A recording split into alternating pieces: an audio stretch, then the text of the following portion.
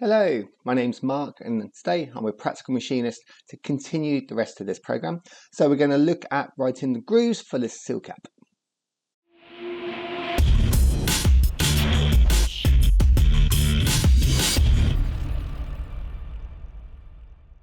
Okay, so there's a lot here to get through because we've got two different sets of grooves. So let's jump straight into it and we're going to go through this one a little bit quicker than usual. So we start off by naming our tool. So this is an operator's note. So we're using a 1mm groove tool here. So what we're doing is that little groove at the end of the screw thread. So we're just going to go in and relieve that first before we do the main big oil grooves on the surface. So our next line is our safety line. So the safety line is different depending on your machine. So bear that in mind. Don't just copy my code. Now, talking about copy my code, you should never do that.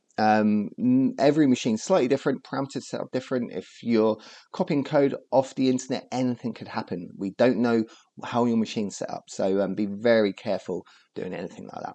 Okay, so this next line here is our tool call, our T.4. So we're calling in tool 3, and then we're going to set the spindle speed, and we're going to turn the spindle on in an MO3 direction. Now, if your tools are loaded upside down, you might need MO4.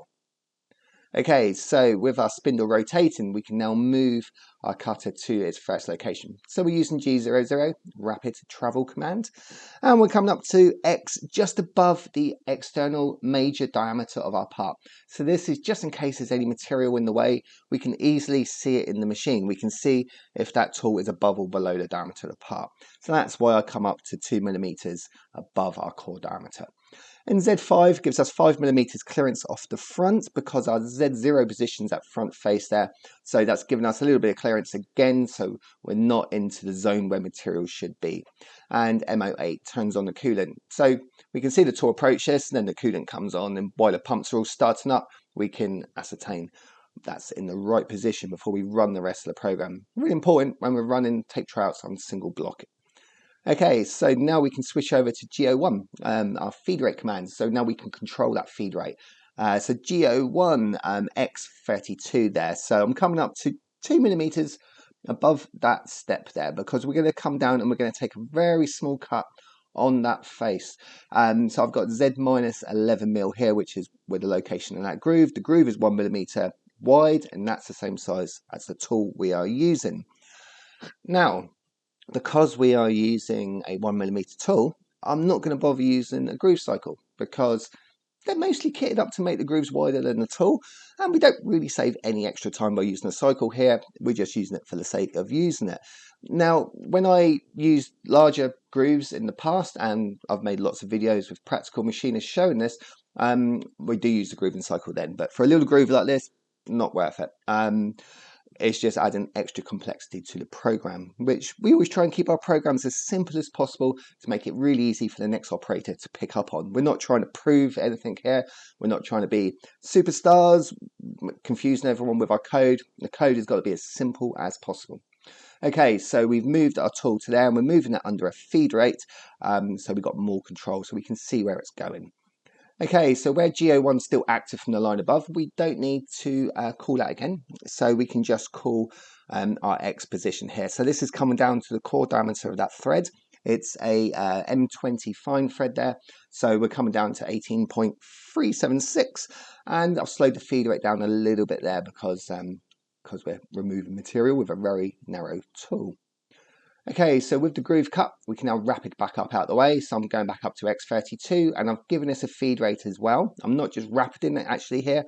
We are actually moving under feed rate, and that's because we are touching that face there. So I don't want to mess up that finish.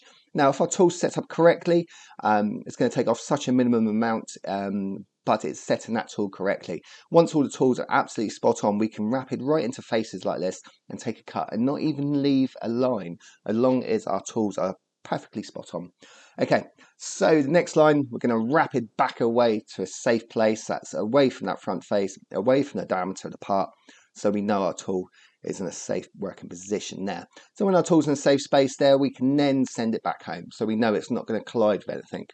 There's a few ways we can do this. We can use G28. I'm using G53, which calls the machine datum and sends it back to the machine 0 position. And I'm turning off coolant now of MO9. MO5 turns off the spindle, MO1 is our optional stop. So we can stop the machine here if we need. Whew. So that was quickly running through the first groove. So now we got to dive into the next series of grooves. So we're going to do that in the same lesson. But before I do, I just want to let you know that if you want to learn how to program G-code, I have a complete G-code training package over on my website at G.4. And I've currently got a free course that you can enroll in, and there's QR code right here will take you to that free course, or just go to my website and click on the top link which says go to the free course, and you can get that free course totally free. It teaches you G-code programming, computer-aided design, a bit of machine shop maths there. Okay, so let's move on to the next section of this program. So that's our 2mm groove. Now again, I'm using a 2mm groove tool, so we don't need to do any stepping over to do these grooves. Now this is an oil groove, so the finishing there has to be perfect. So I've opted not to do the G75 grooving cycle again on this piece, because we need perfect finish there. We can't have any pecking going in anyway. We're not going to be doing any stepping over. There's no need for that cycle. So, okay, so our first line, we tell the operator what tool we are using. And we have our safety line, then our tool call. So this time I'm using tool 4. And then we set our spindle speed and direction again. So I'm keeping that the same as before. So 500 RPM, and we're turning the spindle on with MO3. So our next move there, we're going to move again like we did just now to a safe position at the start of the part and turn the coolant on. Then once we're happy with that, we know we can look for the machine, tools in a safe place, no material in the way, single block down to the next line when we're doing our tryout, and that's Z-18 here. So what we're doing is we've got 16mm there until the edge of the groove, plus the 2mm groove. So that's Z18, and we've touched on and we've set the tool on the left hand edge there. Okay, so now we can come in and machine that groove. So I'm coming in at 0.1 feed rate there.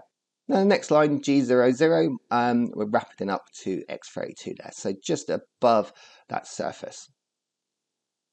Now, keeping G00 active, we don't need to state it again. I'm moving our Z back towards the next groove, and then we can machine that again by giving it a feed rate in G01.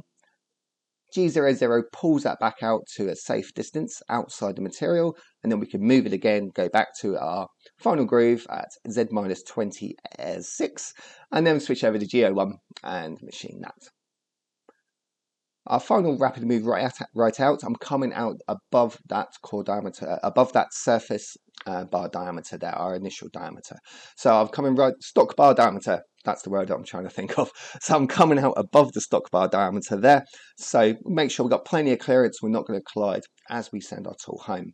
So our next move, I'm going to take it to our safe position. Now I always do this on approach and going back. I always take it to a safe position just off the front of the part before we send it home.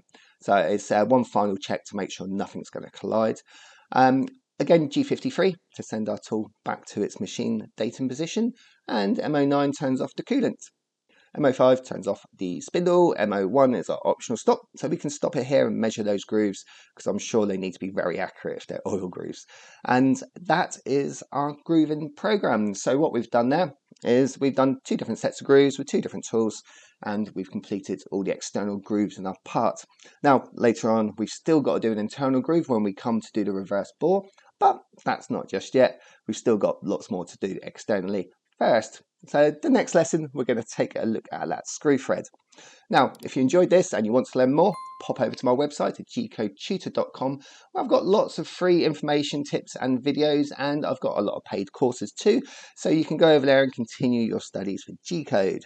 I'm Mark and I'm with Practical Machinist. Thank you for watching this video.